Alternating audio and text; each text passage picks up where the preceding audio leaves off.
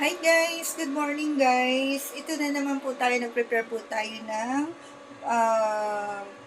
ano ba tawag dito? Paksiw na isda. Hindi ko alam kung anong isda to eh, kulay red, patambakol ba to or hindi ko alam, o talakitok, hindi ko po alam kung anong name na isda. This is the paksiw. And yung kalahati niyan, pinray ko. At kung makikita nyo guys is, yesterday, meron akong pinakuluan na sprout para gawing tea. Ito yon yung natira na tea. At yung ugat po niyan na pinagpakuluan ko is, ginawa ko po siyang ukoy para mailuto natin at hindi pwedeng itapon. At hinugasan ko din. So, ito yung ginawa ko siya. So, ganyan siya.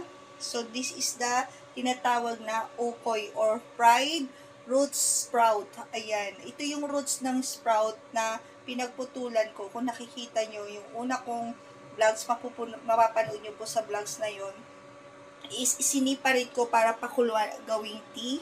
Okay? And ito yung kahinatnan, ginawa ko siyang fried na sprout. Ayan, tinatawag nilang ukoy. At mayroon po akong insalada at yung sausawan, guys. So, yan ang very simple na aking breakfast or lunch, brunch na. So, ayan.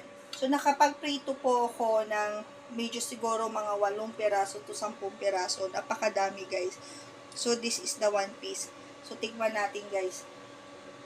So, ayan siya. O, kung makikita nyo, guys, may sprout po siya. Yung pinakaugat ng sprout. Kasi ito, good for our heart and antioxidant. Grabe, ang pawis ko kahapon.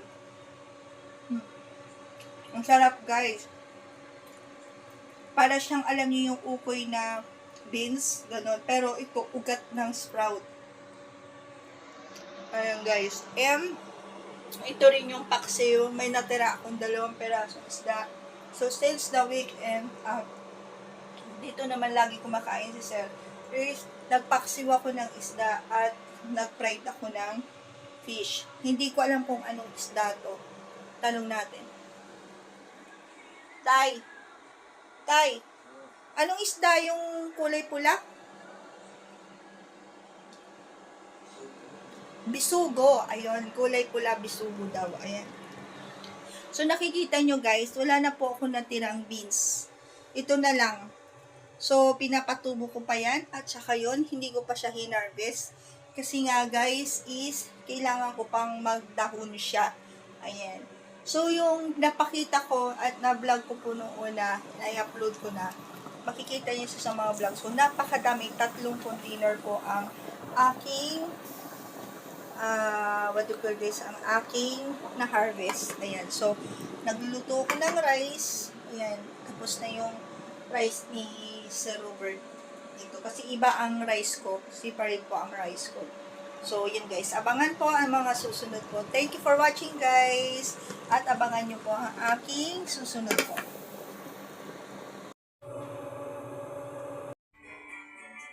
Yan guys, ayan, tapos na po tayo magluto. Meron tayong paksiw na bisugo.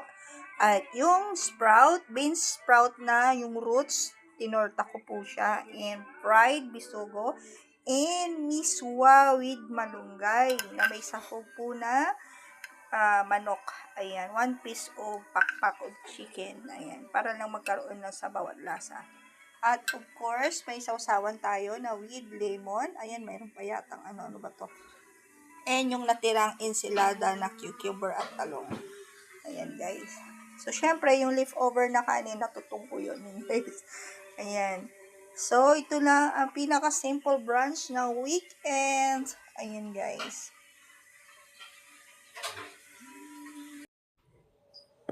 Ayan, guys. Kain po tayo. Good morning. Ay, Diyos ko, nakakatakot. Nag-alarm na naman ang alarm clock ng New Year. Kain po tayo, guys. Bless of our food. Thank you, O Lord God. Salamat po sa blessings po. This is weekend, Friday. Ayan, nag-alarm na naman ang phone. Naputol habang nagba-vlogs po ako. Ayan, guys. So, kain po tayo. Mayroong miswa with malunggay and chicken wings. So, habang mainit po,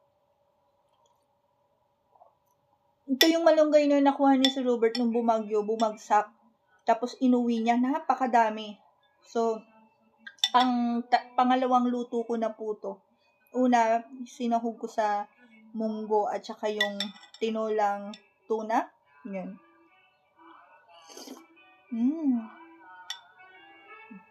Ang harap guys, ang miswa.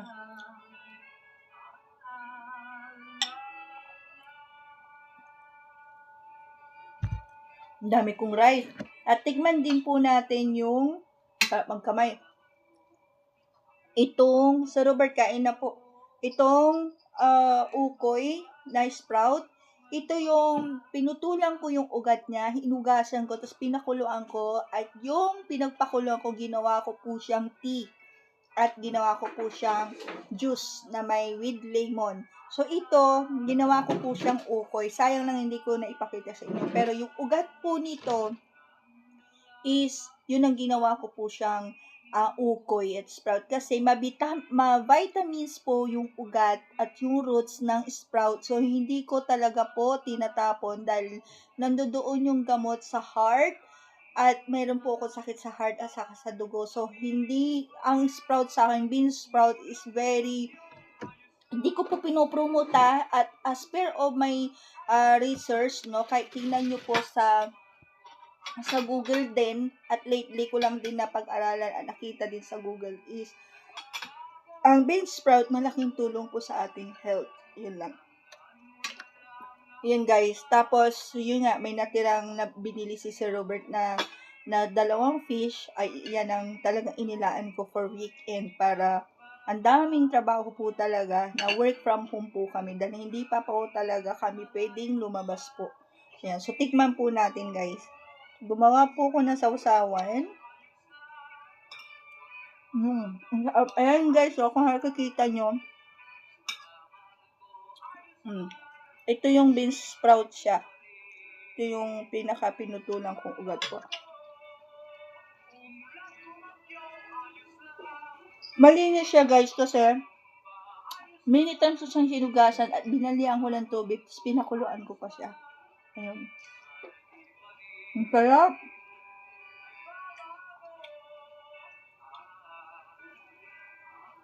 Actually, ginagawa din to like yung squash.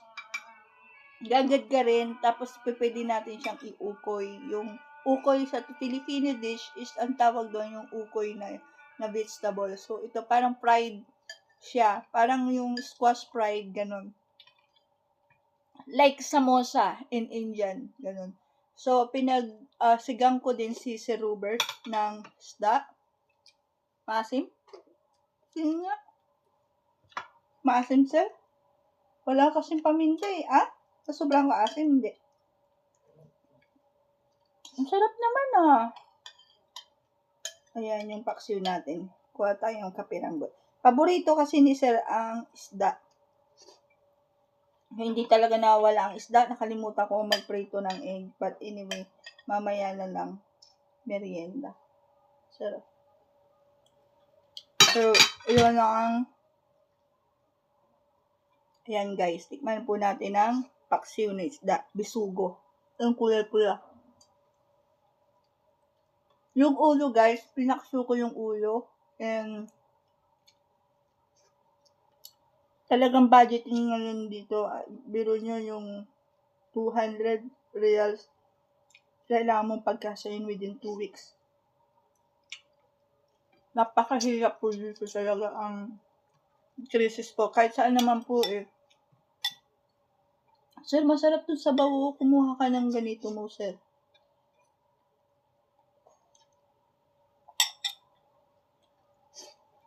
I think here, oh.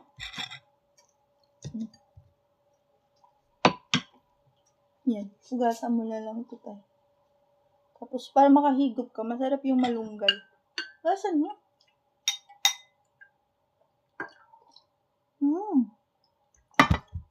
Talaga naman malunggay, guys. Pasensya na guys, talagang grabe ang gutom ko, guys. At every weekend, nag-exercise po talaga ako every Friday. Sinahugan ko po siya ng konting isang pirasong pakpak ng manok at inadad ko yun para lang magkalasa yung sabaw. Yan guys.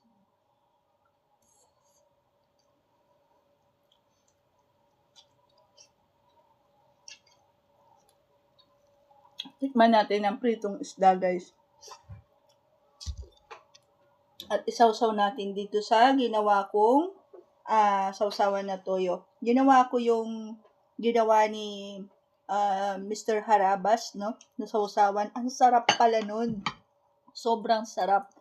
Kaya yan, mayroon lang lemon. Siya, marami siyang herbs na nilagay. Pero ako, kahit na paminta, wala. Kung ano lang mayroon, guys. Pero napakasarap talaga. Sobrang sarap.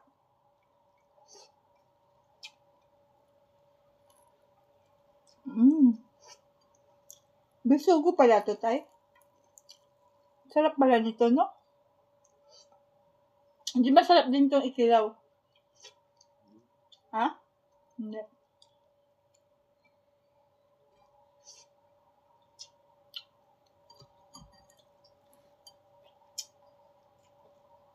Yan guys, naputol na naman ang aking video at nag-a-alarm na naman ng mga phone po namin. Ibig sabihin, pag nag-alarm po, mayroon po siyang reminders na hindi pwede lumabas. Dahil hanggang ngayon, tuloy-tuloy po ang New Year. Ayan. Alam nyo na kung anong ibig ko sabihin ng New Year. Pag nagse-celebrate ng New Year, yun na yun. Kaya nag-a-alarm sila na may New Year po ulit. Ganun. Para to be safe. No, hindi pwedeng lumabas. Actually guys, hindi talaga ako marunong kumain ng isda na may sabaw kasi talagang tinikin ako. Nagtitinik po ako lagi. Ayan. So, ito yung ukoy. At itong ukoy na to, masarap. Napakasarap po nito. Sir, tikman mo naman yan, sir. Sarap kaya. Ginanamnam muna ni sir yung isda. Huh? Right. Yung? Yung luto ka pang rice din. Nga pala, no? Kalimutan ko. Iniin ko yun.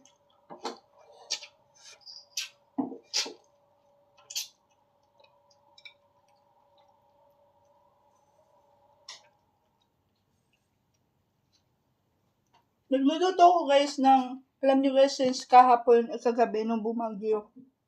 Bumagyo dito, ang lakas-lakas ng ulan, hangin. Tag-ulan po ngayon dito sa Doha. Nawalan po kami ng wifi. Nakikita niyo guys, tahimik.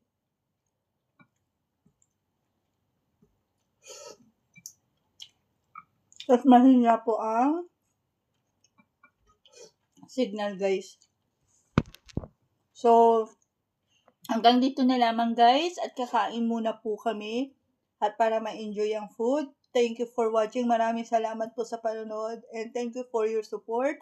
Please like and share and comment down below and please subscribe. Please subscribe and thank you for watching guys.